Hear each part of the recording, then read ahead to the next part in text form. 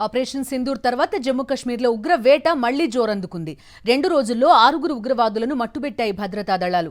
మొన్న సోపియాన్లో 3 లష్కరే తైబా ముష్కరులను ఎన్కౌంటర్ చేయగా తాజాగా పుల్వామాలో 3 జైషే మహమ్మద్ ఉగ్రవాదులు హతమయ్యారు. త్రాల్లో జరిగిన ఒక ఎన్కౌంటర్లో డ్రోన్ చిత్రీకరించిన దృశ్యాలు ఇంటర్నెట్లో వైరల్గా మారాయి.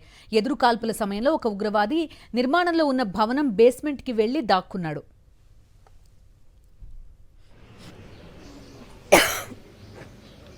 जतिन अगर आप लोग इजाजत देंगे तो हेलो जयश है ठीक है।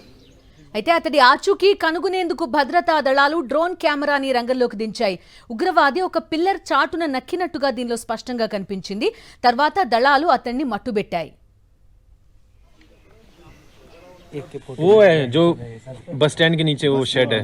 अच्छा ये रोड वाली पार्टी थोड़ा ध्यान देना, वो ऑब्जर्व कर रहा है, इधर उधर मूवमेंट करके ऑब्जर्व कर रहा है सभी को।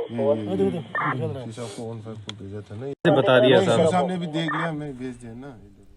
త్రాల్ ప్రాంతంలోని నదీర్ గ్రామంలో ముష్కరులు నక్కినట్టుగా ఉదయం సమాచారం అందింది. దీంతో కార్డన్ అండ్ సర్చ్ చేపట్టాయి భద్రతా దళాలు. ఈ క్రమంలో కొన్ని గంటల పాటు హోరాహోరీగా ఎదురు కాల్పులు జరిగాయి. ఎట్టకేలకు 3 ఉగ్రవాదులు హతమయ్యారు. వీరిని ఆసిఫ్ అహ్మద్ షేక్, ఆమెర్ నజీర్ వనీ, యావర్ అహ్మద్ భట్ గా గుర్తించారు. వీరంతా జమ్మూ కశ్మీర్లోని పుల్వామా ప్రాంతానికి చెందినవారే.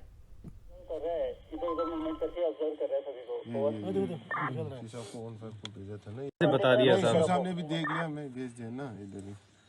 वो है जो बस स्टैंड के नीचे वो शेड है।